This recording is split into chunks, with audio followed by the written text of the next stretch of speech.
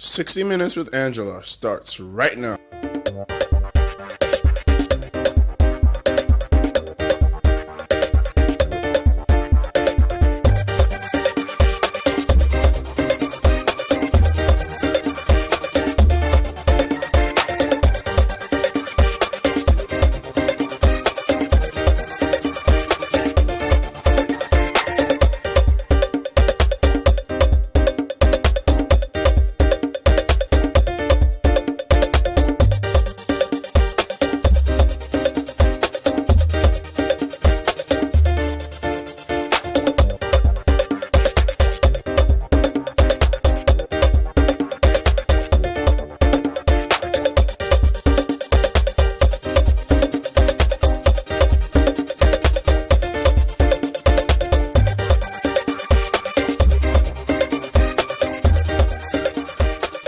Come May 29, 2017, it will be 2 years since Muhammadu Buhari became president of the Federal Republic of Nigeria. He had campaigned in 2015 on 3 major issues: reviving the economy, fighting insecurity, and a war against corruption. 2 years on, how has he fared as president? Is he the change that Nigerians wanted to see?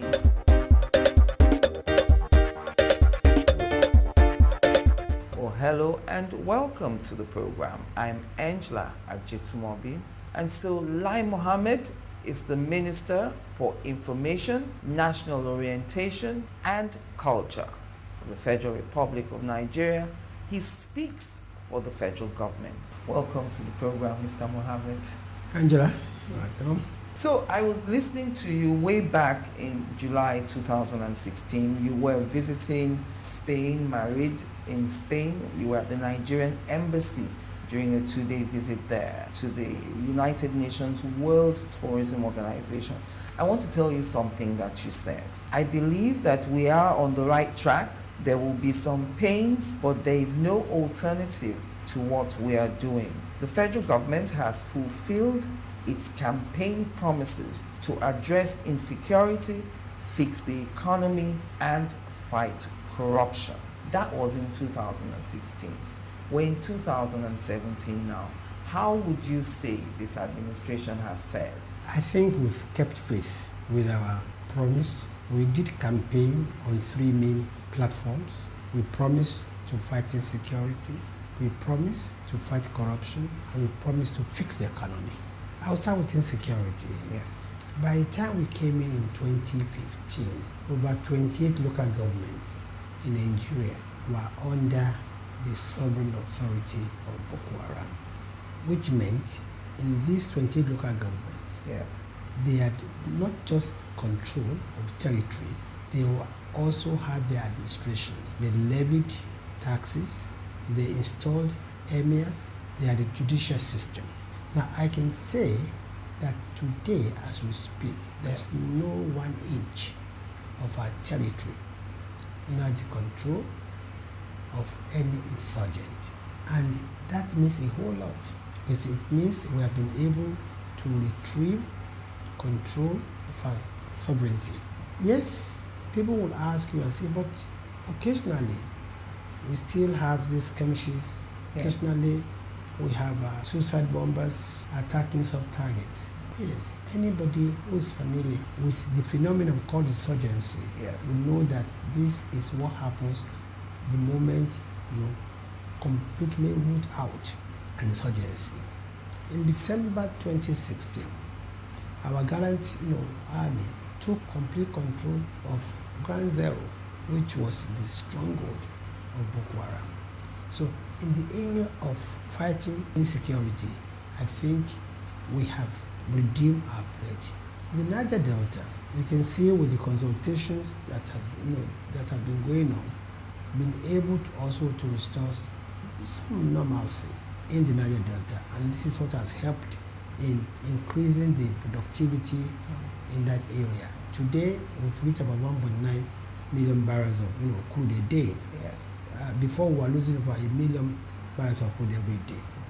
We still face some challenges in the middle belt, especially the north central. We face some challenges among, with the cattle rustlers. We still face some challenges, on the issue of herdsmen and farmers. But the government is taking these matters seriously. Already there's area survey by the Air Force along those areas. Yes. And only a week ago, Minister of Agriculture announced that there will be a national summit to resolve the issue of herdsmen and farmers. And of course, the police, the army, everybody is, up in arms against, vandals and against, criminals, kidnappers. So in the area of security, it is what the government has put on the front burner, because we believe that without peace and security, there can be no economic development. Of course, the issue of fighting corruption, I think even our bitterest enemies would have to admit that yes, we're fighting corruption, not just with our determination, with a lot of determination and zeal, but we're actually fighting corruption by even involving the people in the fight against corruption. And I think the most successful method, I think, is the whistleblower policy. Yes. But the whistleblower policy, nobody today is, safe who has, acquired money or asset illicitly. But won't that lead to the other side, where people can make malicious allegations or in the name of whistleblowing? I think we put up a press release, and I explained also on television and radio that the whistleblower policy also protects innocent people against malicious, allegations. As a matter of fact, a whistleblower, when he comes to us, we give him a form in which he sees clearly the penalty for frivolous or malicious allegations. So, and that is where there have been very few frivolous and malicious allegations. Yes. Because if you give us misleading information, which is just meant to destroy people's reputation and character, you are liable to also to be prosecuted, in addition to other consequences. Yes. And that is why we've succeeded, largely in weeding out mischievous people, in the whistleblowing program. Yes. So, and for us, the whistleblowing policy is not so much about the money that is being recovered, but that if people know that they can be exposed by their neighbors, they can be exposed by their subordinates, they can be exposed by their colleagues, it will instill a new sense of propriety in people, and we believe that will probably help in discouraging people from being corrupt. And yes, people have come out to accuse us of being selective in our... Yes, and of course, with the loss the federal government has suffered in 4 major corruption cases. Right. You see, when you're fighting corruption, you must be ready also for corruption to fight back. The truth of the matter is that today, there's probably more money in the hands of corrupt individuals than even in government. And you can see this when we take cases to court. While we're struggling to hire just 1 or 2 SANs to prosecute, you see a battery of 10, 20 SAN appearing at times for the defendant. And so we are a bit handicapped. 2, judicial process is not as optimal as we would love it to be. But despite these initial setbacks, we are appealing these cases, and we are very optimistic that we might be able to reverse some of the losses at the appellate courts. Yes, and the area of economy, and this, I think this is probably one area that people have not appreciated enough what the government is doing. It's important to say this. We're not just talking about inheriting a bad economy or inheriting an empty treasury. Yes. No. What we're saying is that for more than 40 years, we've had a structurally flawed economic arrangement. Why is it structurally flawed? It's structurally flawed because any economy which is based on just one product, oil, should be ready to absorb the shocks of the volatility of that product. Yes. Unfortunately, we did not prepare for this. We did not diversify our economy. We also did not even invest in infrastructure. And we were sustaining consumption as opposed to investment. Now, we came in and realized that what the economy needs is not a quick fix, but a root and branch, reform. We took the difficult path of making hard decisions, because what we need is a resilient, sustainable, and competitive economy that will be able to absorb the kind of shocks that we absorbed in 2015. As a matter of fact, our mantra is that never again would Nigeria be prosperous as a result of the crash in any particular, commodity price. So what we're doing is that we are now concentrating and investing more in infrastructure. We are now looking at an economy that can be competitive. We are also looking at what is called the ease of doing business, because over 50% of GDP is in the hands of the micro, small, and medium enterprises. Yes. And until you address the issue of this MSME, and it's possible for them to do business, easily, you are going to have problems in your economy. Now, that's why the president set up a presidential committee on the ease of doing business, and it has set itself, certain parameters. And I'm happy to report that just last week we were able to accomplish 31 reforms across, 8 major indicators. Starting from how easy for you to register a business, how easy for you to get your, building permit, how is it for you to get electricity connected to your enterprise, how is it for you to get a visa, how is it for you to change ownership, what about cross-border trading. And I'm proud to say that we've really recorded very giant, successes in these areas. For instance, our goal is to reduce from 10 to 2 days the time it takes to register businesses in Nigeria. Our goal is to reduce from 198 days to 61 days the time it takes for a new business to get connected to the national grid. We intend to reduce from 77 to 30 days, the time it takes for you to change ownership of your title, and also reduce from 42 days to 20 days the time you'll be able to get permits, building permits. And we've simplified all this. We're working with state governments. We're taking Kano and Lagos, for instance, as your models. As models. And we are achieving a lot of success. For instance, in the area of cross-border trade, we've been able to achieve 3 major successes. The first is that we've been able to succeed in agreeing that all cargo coming to Nigeria today will be palletized. This makes for easier physical examination of these products, and it also gives you time. When you say palletized, put on a pallet. On a pallet instead of loose cargo. 2, we've also been able to agree that every cargo coming to Nigeria must come with an advance manifest so that we can plan in advance. And thirdly, that today any goods arriving at any of our ports, there will be a joint inspection between customs, SWN, and other organizations, so that the importer is exposed to just one single inspection. Now, these are some of the things we've been able to achieve. And in the area of visa, we have improved on our visa on arrival process. Now we've given instructions that the moment all your documentation is received, on our foreign mission, you're able to obtain your visa within 48 hours. We've started, improvement in our airports, starting from, Abuja, and we're coming to Lagos and other major airports. So these are the little things we have been doing to ensure that the economy picks up. And the major objective of this council, that's the Presidential Council on Ease of Doing Business, is to remove bureaucratic, bottlenecks, and also to ensure that we move at least 20 ranks, 20 steps from the World Bank, rank of doing business, and we're going to achieve that. We're always low on that ranking. Yes, and we're going to achieve that this year. So these are some of the decisions we've taken in the area of the economy.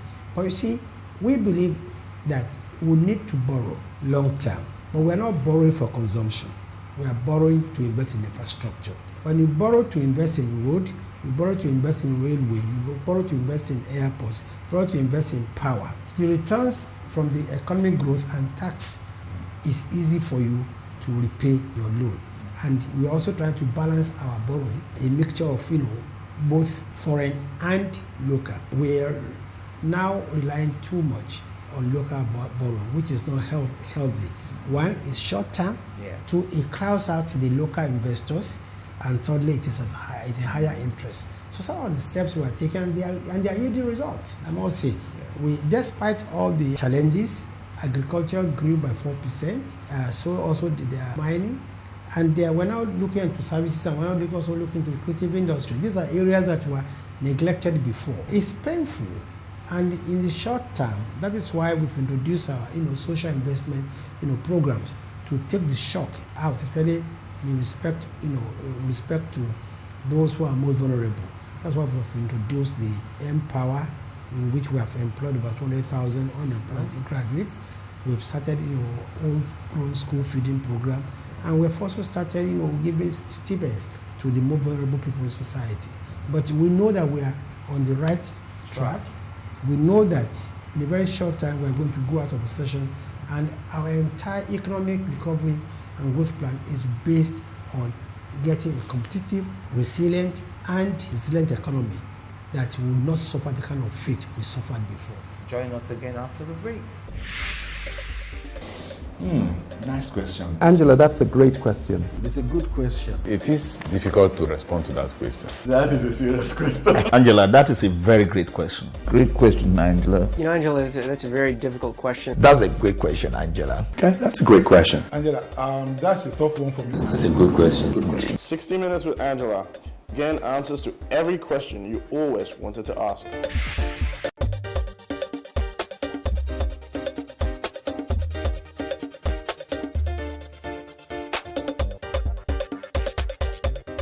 Welcome back. If you've just joined us, it's 60 Minutes with me, Angela Ajitumobi. On my hot seat today, Nigeria's Minister for Information, National Orientation, Strategy and Culture, LAI Mohammed. Let's look at the power sector. I recall the current Minister for Power, when he was Governor of Lagos State, saying that the question of constant electricity is not rocket science. Well, we're still battling with under 5,000 megawatts, and everyone agrees that if we can sort out the matter of electricity, a lot of employment will be created just from that fact. It is now obvious that perhaps the reforms in the power sector under the administration of President Jonathan are not working. It would seem that they are hampering this administration from taking charge and changing things that need to be changed. Will this administration consider going back on those reforms, even though a lot of people say it sends a wrong message to possible investors coming into the country? You see, there's no doubt that the privatization of the power sector was very badly handled. It was due diligence was not conducted, and people who had very little experience in either power, generation, or distribution, actually won the bid. What we believe we should do and what we are doing is to see how you can make the best of a very bad situation. That is why recently the federal government approved that about 700 billion naira be injected into the value chain. Right. So that we can bail out and assist, distributors, distribution companies, generating companies, and gas suppliers. Because the basic problem, or one of the biggest problems we have today, is with the gas, supply. Yes. The gas suppliers are owed a lot of money, and if you owe gas suppliers money, it's a chain reaction, because if you don't sell gas to the Gencos, yes. The Gencos cannot produce. If they cannot produce, they cannot.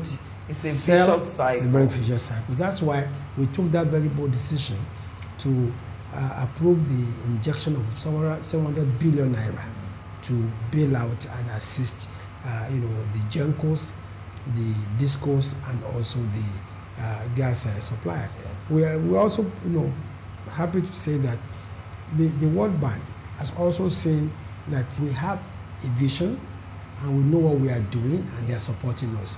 Also, we just recently signed 13 power purchase agreements with 13 solar generating companies, and I think and they are going to provide these 13 companies, between them will provide an extra 1,000 megawatts of into power the national grid. And this is going to be This agreement will be finalized sometimes in June this year. Okay. We're quite focused. We see power, whereas power as the bedrock of industrialization, and that without power, very little can be done. Yes. But what we are not going to do after or say is to promise what we cannot achieve. But we are promising Nigerians, incremental, improvement in power and in stability in manner that you can measure. And that's why every day we let Nigerians know how much power we're generating, how much we are losing, and what are the constraints. Unfortunately, again, we just completed the repair of the Focados, export terminal, and that's going to improve the power supply and also our production, in crude. So we're really on track. We know the challenges, and we're not allowing any distraction.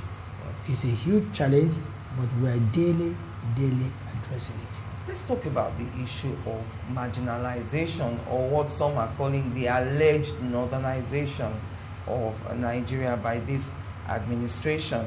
The recruitment scandal in the SSS. The latest 2016 figures show 51 slots for the northern state of Katsina. That 51 figure is higher than the figure for all 5 southeast states. That those 5 states have 44 slots altogether. We also know that the Director General of the SSS is from Katsina State, and the President is also from Katsina State, leading many to think that it's like the Katsinaization of the federal government. What is your response to that allegation? Say, Angela, when anybody talks about marginalization, I always say, give us the complete picture. Don't give us parts. Now, let us publish the entire names of people employed in every organization against states. That's how you can have a complete picture. Yes. You can have a complete picture by using the figures for just 1 year. So I would urge all our compatriots to help us also, and let's deal with the whole along with the part. It will be unfair to use the 2016 figures alone to come to a conclusion one way or the other. In other words, by the time we review the whole figures of... You see, for instance, today, I look at my ministry, Information and Culture, and I say, what is my staff strength? How many people are from the north? How many people are from northwest, northeast, southeast, south? But don't take just one parastater under me to draw your conclusion. And don't forget that in employment, there's this requirement that it must pass the federal character test. As a matter of fact, all employment requirements are submitted first to the Federal Character Commission. Yes. And what they do is that they look at what is existing as against what you want to employ. So that anyone that is missing, so that at times some balancing is done at times. But for those who don't know, they will not know why are we just employing so many people, say from Kwara State. Yes. Probably Kwara State has not had any slot in the last 4 or 5 years, and that's why it's important. And I think these are questions that we can also, facts and figures, we can also get from the Federal Character Commission. And going on to the matter of the suspension of the Secretary to the Government of the Federation, thankfully you are a lawyer as well. Many are questioning the value of the report that may come from that 3-man presidential investigative panel that is led by the Vice President, who is also a professor of law. Given the fact that we have a lot of anti-corruption agencies, we have the EFCC, we have the ICPC, we have the Special Fraud Unit, why do we need another panel to investigate the circumstances surrounding the SGF and perhaps the Director General of the Nigerian Intelligence Agency, NIA, when we have those agencies that can do the same work? You all know that there's a difference between administrative inquiry as opposed to investigative inquiry, as opposed to prosecution. Now, you see, don't forget that both the NIA boss and Secretary of Government are public office holders. Yes. And they were employed under certain rules and regulations. So that what they are doing now is purely administrative. If anything is found against them Yes. that needs any of these other arms to come in, it's only at that point in time that you now involve either ICPC or you involve EFCC or you involve the police. You see, ICPC, FCC does not even have to wait for this kind of a panel. Yes. If they have anything against me, they will say, oh, Mr. Mohammed, you not declare your assets, even without any allegation of wrongdoing. Yes. If I violate the tenets, the laws, of EFCC or set up the FCC or ICPC, I can independently be called, be investigated, and if I found guilty, prosecuted. But what we are hearing is allegation, and what this committee do is fact finding. If they find the facts, then they will now know which particular anti-corruption agency the matter can be referred to. And of course, even in this job they are doing, of course they will probably need the support and they will need information from all these anti-corruption, anti-graft agencies. But I think the important thing you do is that when there's this kind of allegation, you set up an administrative panel. Yes. The fear is that this panel may be providing a soft landing for these characters if it comes to that. Well, you see, we will not say because people fear that they will provide a soft landing and then not do the proper thing. Yes. And I look at the integrity of those involved, and I think that let's give them a chance. I have a lot of confidence in them that they will do the right thing. Your comments about the difficulties of social media and the way it aggravates the challenges of your work as information minister, I thought perhaps is it a generational thing? Is it the speed at which information travels today with the social media? Could that be the reason why you think it's aggravating, it exposes too much? No, not really. You see, social media really can be used to the advantage of people in the government. And we do. Of course, today we use statements and within took of an eye, it's everywhere. Yes. It's tweeted, it's on Facebook. Oh yes. My grouse was that today we have an opposition. I'm talking about, or rather we have opponents who criticize government, where there are no rules of engagement. We have social media has a lot of power, but absolutely no control. And that fake stories, disinformation, and misinformation today have become so rampant that some section of social media is even losing its own credibility. And as I said, as an information manager, as a personnel manager of government, I have a problem because I am distracted daily.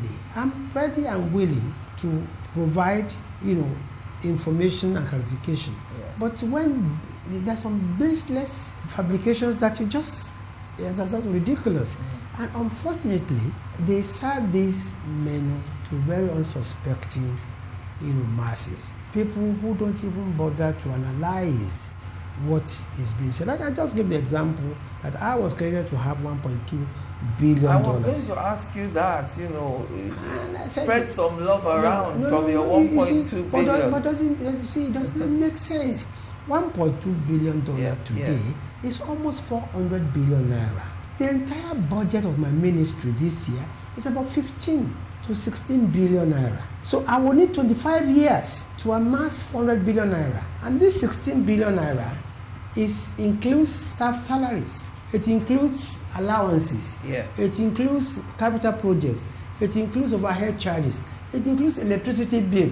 Let's even assume, without conceding, that I'm able to miraculously not pay all my staff, not pay electricity bill. I will need 25 years to amass $1.2 billion. And this is why it makes this ridiculous. Where do we start that kind of defense? All I was asking for, this was a speech I delivered at the inauguration of the PR Company Council. And I was just trying to tell them, look, today as information manager for government, you must be on your toes because your enemies don't sleep. You must not be distracted because they will expect to fight small battles. You must be focused. That was the whole idea. Yes. But unfortunately, the truth is that, yes, the advent of social media, while it helps the information manager, has also created its own challenges. Its own challenges and burdens. Yes. The continued detention of el-Zakzaky, the leader of Shia Muslims, it's over 500 days now since that Federal High Court sat, giving the order for him to be unconditionally released because his detention was illegal and unconstitutional. When will this administration release el-Zakzaky and his wife Zina? Now, I believe that under our judicial system, the order of a Federal High Court can be appealed. And until that appeal is settled, and even if it's settled, you can still appeal to Supreme Court. So it is not correct to say that the fact that we have appealed a federal court order does not mean that we are disobeying the court order. So I think this is what the issue is. Okay. Yes. Okay. So there is a pending appeal. I believe that, I believe that that order must have been appealed. To the best of my knowledge, I'm sure that order was appealed, or there must be at least, a motion before the court. But I believe, you see, we believe in rule of law. But at the same time also, we believe that there are certain issues that we also need to take into cognizance, when it has to do with the security of the nation. Yes. But I believe that that matter has been appealed. I stand corrected, but I believe that that order has been appealed. Okay, but Nnamdi Kanu has been released. Still one more man, Sambo Dasuki, the former National Security Advisor. People still talk about President Buhari's statement during the presidential media chat when he talked about not releasing Sambo Dasuki, based on whatever information. When will we see him released? But you see, I think the president is not judiciary. The president does not micromanage the judiciary. And that is why Kanu today, when he met conditions, is free. And I think really, if I remember the chat you're talking about, I think it was about Kanu, not Dasuki. Okay, so join us again after the break. So what is 60 Minutes with Angela all about? It's not an interview. I like to think it's a conversation between two people making the news, people who are in the news, and those who become the news. And the whole idea is to inform, to educate, or to clarify, as the case may be. It is an art getting people to answer the questions that everyone is thinking in their minds. And that's what we try to do on 60 Minutes with Angela. I ask all the questions that everyone's thinking about and no one wants to voice. All the questions you always wanted to ask, you get those answers on 60 Minutes with Angela. Every week on this station, 60 Minutes with Angela, getting answers to every question you always wanted to ask.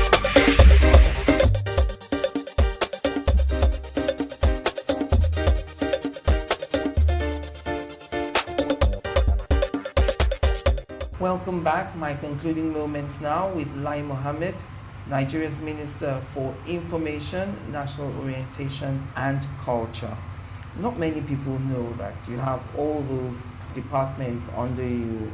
Culture, for instance. How soon will we see a calendar of tourist activities, cultural activities in Nigeria? I mean, I saw you speaking at the close of the African Drums Festival recently held in Ogun State on Saturday, the 22nd of April. And you said the federal government will continue to support all efforts aimed at preserving the cultural heritage of the nation. And I thought a good place to start would be a calendar. Yes, you're correct. As a matter of fact, we already have a compendium, a calendar. But the interesting thing is that daily we are receiving mails and letters from our traditional rulers. Oh, you've missed out my state. You missed out that state. And so we are really in a dilemma. And I've told the minister, look, let's, in order of priority, in order of importance, let's try and see whether we can accommodate every festival. Yes. Osun State alone There are probably over 20, 30 festivals. Yes. So we are working on that calendar of the major, what I would call the major festivals, and that will be out very soon. Then again, I didn't just want a name, date, and place. No. Yeah. We also want a kind of competitive that will show what is happening in What terms the of festival is all about the Yeah. pictures and things like that. So Yes. that's what is delayed. That's what we did. But very soon we'll finish with that.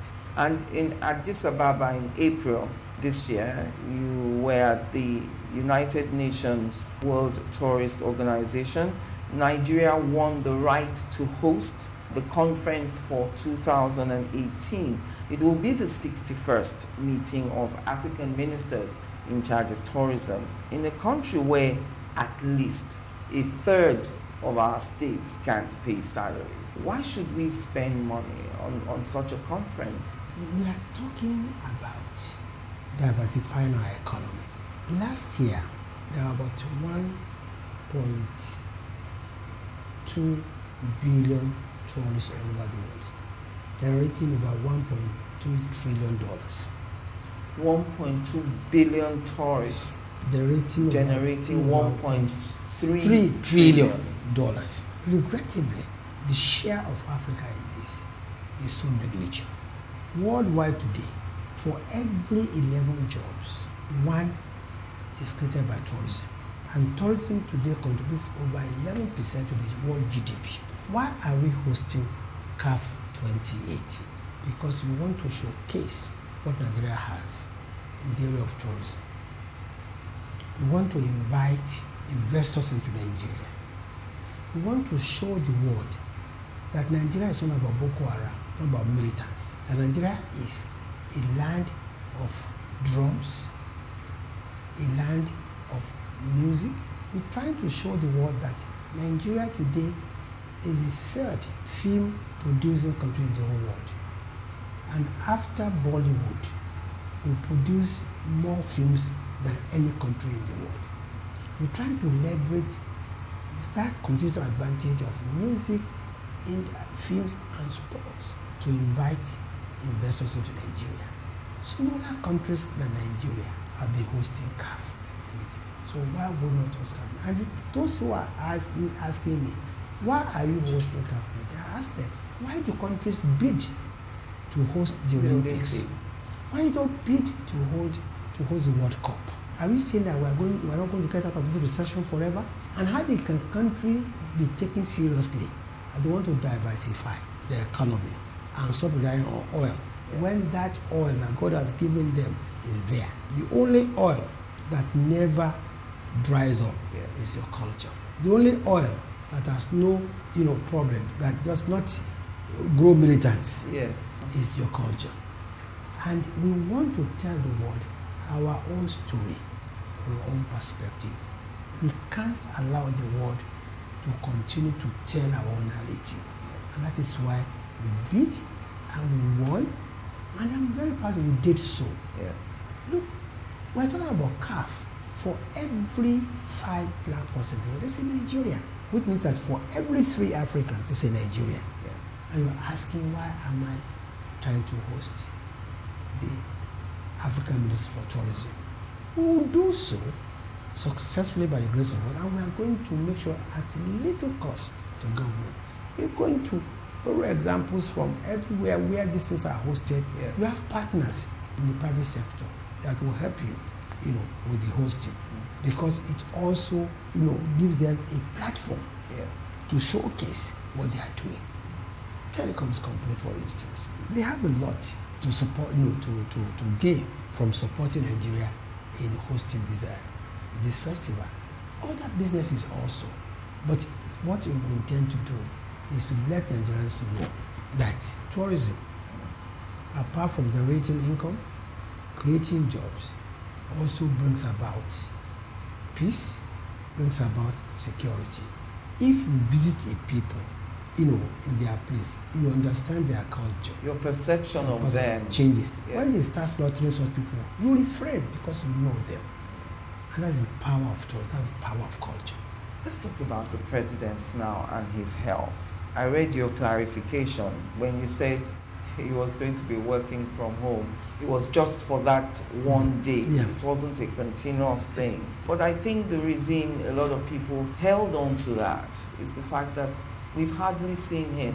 Yes, he resumed work officially on the 13th of March. He arrived to the country on the 10th. We saw his banter with some of you. I remember him saying, I haven't seen LAI, but beyond that, Nigerians would like him to engage with us. Professor Wole Soyinka saying recently that the president is supposed to understand that he is public property. Once you are in Aso Rock, you have a responsibility to come out frankly to your citizens.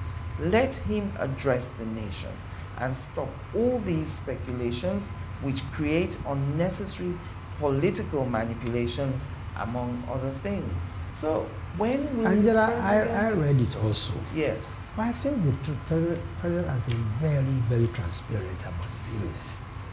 When he came back, he said, I've never been this sick in my life. He said, I cannot resume immediately. I remember he said it. He said, look, the vice president has age on his side. He also has intellect, he said. He said, all I have is my experience in the military and my old age. Now, recently, the president came out and said, my doctors have advised me to take it easy, and I'm going to have a slight schedule. He's not hiding his illness. He's told the world he's never been this sick in his life. He's also told us that for a time being, he will have to cut down his schedules so that the recovery process will be faster. Do you think we're entitled to know the nature of his illness? I think this is a raging debate and controversy, and you never know where it is and where it will end. I, in particular, you see, I am a bit handicapped. Well, you're recalling your statement because in I know when I was in exactly when I was in opposition, I know what I said. Yes. But having said that, there are two different situations. The situation in 2009 was that the president never came out to say, I'm ill. Yes. Never came out to say, I've never been this ill, never transmitted power. So that's what created controversy. But of course, we live in a democratic society, and people will want to ask, they have the right to ask. But I think that so far, so good. The president has been very forthcoming, very forthright on his illness. There's no doubt, everybody in Nigeria, in the world knows our president has some health challenges. Yes. And I think that is different from what we had in 2009. If his health challenges are preventing him from going to work, he's asking for files to come home on some days when he's feeling less than strong. I'm also assuming that his office and his residence are within the same vicinity. If he can't walk from his residence to the office, is he incapacitated in any way? No. You see, it's like I could decide to work from home even when I'm in good health because of some distraction in the office. The reason why Mr. President said I work from home, I think was just to avoid some certain distractions from the office. Not necessarily because he could not work from home to the office. No. What do you say to those who say he can't cope based on his age with the challenge of that office, with the kind of change that Nigerians are looking for? Perhaps it's time for him to step down. I think they are missing the point. If a man is challenged, yes, health-wise, it's not supposed to be a permanent thing. It is supposed to be temporary thing as long as he can get good medical care. 2, leadership is not just about strength, it's about strength of character. Not physical strength. Not necessarily. It helps. It's about strength of character. It's about integrity. It's about you being there as a moral beacon.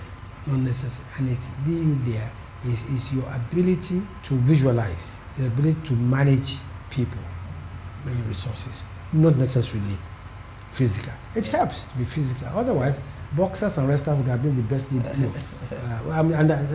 This is not this is without prejudice to boxers and wrestlers, who many of them who have proven to be very good leaders also. Yes. We've seen a former wrestler, I think, who became a governor in the US. And so I'm just saying that, but I think what you need is more than the physical strength to run the country. I can't let you go without talking about the memo from the governor of Kaduna State, Nasir El-Rufai to Mr. President. That memo dated 22nd September last year, 2016. And what he said about the APC.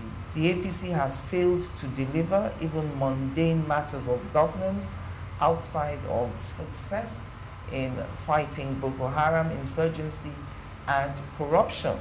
Overall, the feeling even among our supporters today is that the APC government is not doing well.